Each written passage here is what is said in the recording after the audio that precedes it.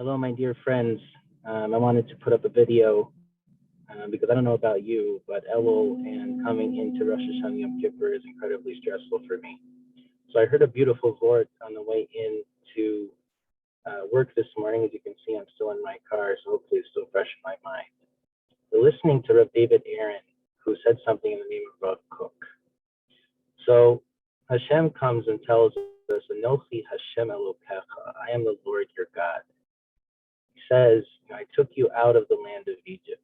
A lot of us may feel that we are having to daven and get up and do mitzvahs. And even though we left Mitzrayim where we were slaves, that sometimes being a Jewish person feels like a continuation of slavery. And so what Hashem is saying to us, Anochi Hashem Elokecha, I am the Lord your God. I am the was, is, and always will be. But now I'm making you free. Why? Because I am the Anochi Hashem Elokecha. I am, was, is, and always will be, and I am your greatest self. So we're going to talk about this in some other classes that I'm hoping to do. But one of the things that Rav David Aaron Yorvli says is that Hashem is the Nishmat HaNishamot. He is the Neshama of Neshamas, the soul of souls. And so we are an expression as an Echelik Elokai Mimal of Hashem himself, Kal Yachol. And so when we do things, we are experiencing part of the divine and we act as part of the divine. We act as if we are two drops in an entire ocean. It's like one droplet of water saying to another, gee, I wonder what it's like to be water. When in fact you are water, but you're not the entire ocean. So Rav David Aaron also says, so is with Teshuva.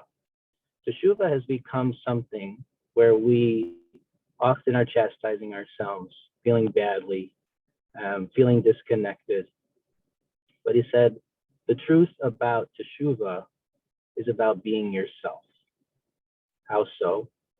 So he says, imagine that you're starting to have your children be potty trained.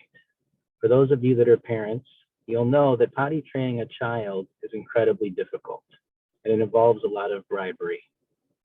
The child who's happy-go-lucky, is enjoying their life, is very quick to bounce back when things don't go their way, is all of a sudden told by their parents that they're no longer allowed to have the freedom to relieve themselves any way they want, that they need to do it in a specific room at a specific time and a specific way.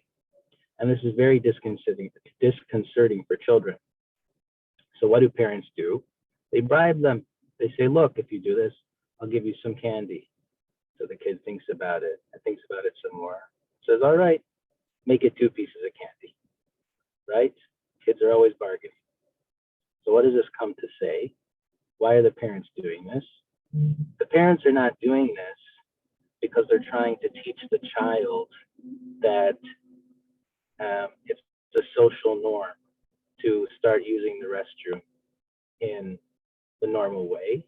They're trying to teach the child how to be a part of their higher selves.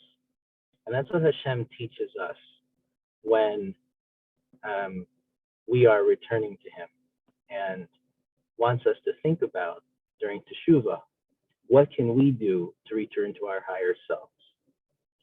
So we look in the Torah. What does the Torah tell us? It tells us exactly what Hashem wants from us, but also what we want for ourselves. We daven. What does davening mean? We ask Hashem to want what he wants from us.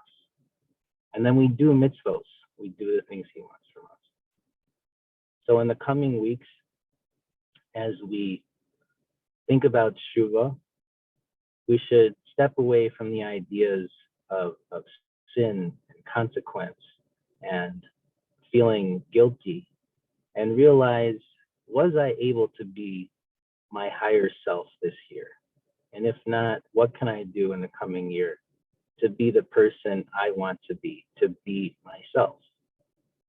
So my bracha to all of you is that you have some time for reflection, that you should be easy on yourselves, that as Rabbi Nachman points out to Zamra many times, you should look for the Nakuda Tova in yourself and look for the the beauty in other people, and that you should find a way to only be yourself, be authentic, because that's who Hashem wants you to be.